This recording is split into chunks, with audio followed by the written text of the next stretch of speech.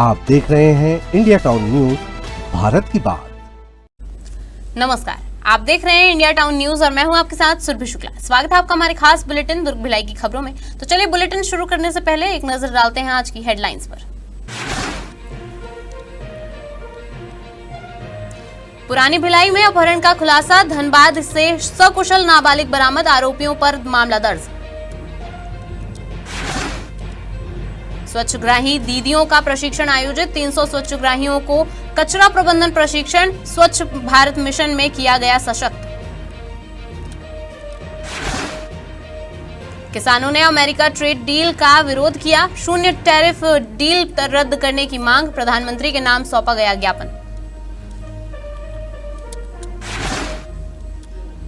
दुर्ग में 15 लाख लीटर पानी टंकी का निरीक्षण, महापौर ने ठेकेदार को लगाई फटकार, निर्माण कार्य में क्यूरिंग और मजबूती पर विशेष जोर। दुर्ग में कलेक्टर अभिजीत सिंह के निर्देशन और मुख्य कार्यपालन अधिकारी के मार्गदर्शन में स्वच्छ भारत मिशन के अंतर्गत जिला दुर्ग के जनपद पंचायत धमधा एवं पाटन में स्वच्छग्राही दीदियों का 1 दिवसीय प्रशिक्षण कार्यक्रम आयोजित किया गया। इस प्रशिक्षण में विषय विशेषज्ञ देवीदास निमजे समर्थन संस्था द्वारा प्रशिक्षण दिया गया। कार्यक्रम में लगभग 300 स्वच्छग्राही उपस्थित रहे।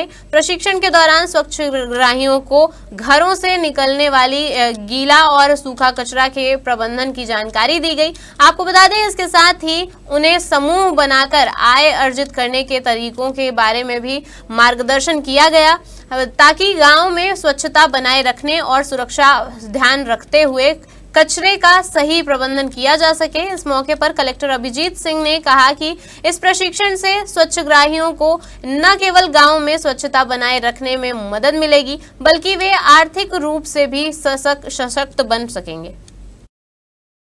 दुर्ग शहर से लगे ग्राम समूदा में उजागर हुए अवैध अफीम की खेती के मामले में अब आवाज उठने लगी है। इसी कड़ी में आज छत्तीसगढ़ पालक संघ के प्रदेश अध्यक्ष नजरुल खान के नेतृत्व में संभागायुक्त से मुलाकात कर उच्च स्तरीय जांच कराने की मांग करते हुए ज्ञापन सौंपा गया। छत्तीसगढ़ पालक संघ के बैनर तले प्रदेश अध्यक्ष नजरुल खान और जिला अध्यक्ष संध्या उपाध्याय ने दुर्ग संभागायुक्त से मुलाकात कर इस मामले में उच्च स्तरीय जांच की मांग की है। उन्होंने कहा है कि छोटे मामलों में जांच पूरी की जाती है, ऐसे में इस बड़ी घटना की भी पूरी जांच होना जरूरी है।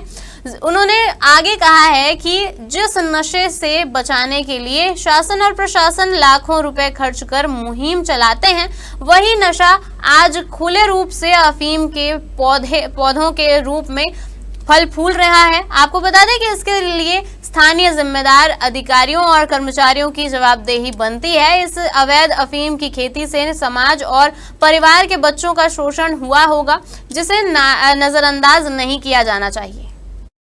पुलिस अभी खाना पूर्ति कर रही है। मैं समझता हूं कि 10 ग्राम का कोई गांजा पकड़ाता है ना, तो पुलिस गांजा कौन लिया, किससे लिया, कहां से आया, कहां से नहीं आया, उड़ीसा से लेके आंध्र प्रदेश पूरा खंगाल डालती है। और ये इतना बड़ा मतलब प्रकरण होने के बाद, अपराध होने के बाद भी अभी पुलिस मतलब सिर्फ मात्र 3 लोगों को गिरफ्तार की है। मैं समझता हूं अब तक तो 300 लोग इसमें गिरफ्तार हो जाने चाहिए, और बिल्कुल होने भी चाहिए, क्योंकि मैं बार बार कह रहा हूं कि ये 2 और 3 लोगों की करतूत नहीं है। और इसको जो राजनीतिक व्यक्ति है, जो इसको कांग्रेस और बीजेपी का विषय बता रहे हैं, उनको शर्म आनी चाहिए। अरे किसी मुद्दे को तो छोड़ दो, किसी मुद्दे पे तो आप कांग्रेस बीजेपी मत करो। यह मुद्दा छत्तीसगढ़ की प्रदेश की अस्मिता का है, छत्तीसगढ़ के प्रदेश की को नशा मुक्त करने का मुद्दा है। दुर्ग रायपुर नेशनल हाईवे पर स्थित कुम्हारी फ्लाईओवर में रूटीन मरम्मत कार्य के चलते दुर्ग से रायपुर की ओर जाने वाला फ्लाईओवर का ऊपरी मार्ग कुछ दिनों के लिए बंद रहेगा। यह फ्लाईओवर आज से अगले 8 दिनों तक यानी 18 मार्च तक बंद रहेगा।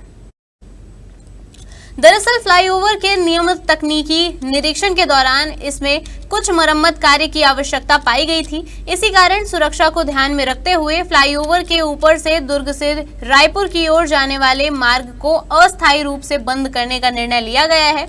इस दौरान दुर्ग से रायपुर की ओर जाने वाले सभी छोटे बड़े वाहनों को फ्लाईओवर के नीचे बनी सर्विस लेन से गुजारा जाएगा, यानी वाहन फ्लाईओवर के ऊपर से नहीं जा पाएंगे बल्कि नीचे वाले रास्ते से ही अपनी यात्रा जारी रखेंगे। इससे मरम्मत का काम भी आसानी से हो सकेगा और यातायात भी चलता रहेगा।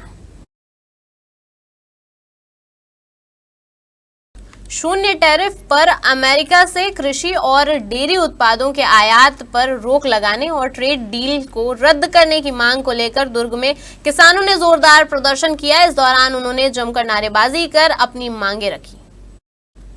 छत्तीसगढ़ प्रगतिशील किसान संगठन के बैनर तले किसानों ने गांधी प्रतिमा के पास धरना प्रदर्शन किया। देश भर के किसान संगठनों के साथ एकजुटता दिखाने के उद्देश्य से यह प्रदर्शन आयोजित किया गया। किसानों ने 2 घंटे तक धरना देने के बाद अतिरिक्त तहसीलदार को प्रधानमंत्री के नाम ज्ञापन सौंपा। इस दौरान प्रदर्शनकारियों ने कहा कि शून्य टैरिफ पर अमेरिका से आयात होने वाले कृषि और डेयरी उत्पाद भारत के किसानों और दुग्ध उत्पादकों को प्रतिस्पर्धा में टिकने नहीं देंगे और उन्हें बर्बाद कर देंगे। उन्होंने डील को गैर बराबरी का समझौता करार देते हुए इसे तत्काल रद्द करने की मांग की है।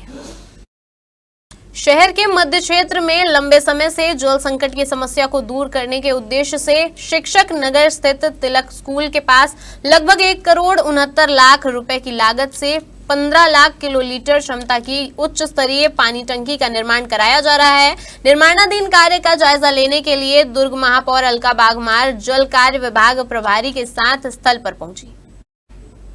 इस दौरान महापौर ने निर्माण कार्य में अपेक्षित गुणवत्ता न मिलने पर ठेकेदार को कड़ी फटकार लगाई। उन्होंने कहा कि पानी की क्यूरिंग बेहतर हो और निर्माण कार्य में किसी भी प्रकार की लापरवाही बर्दाश्त नहीं की जाएगी।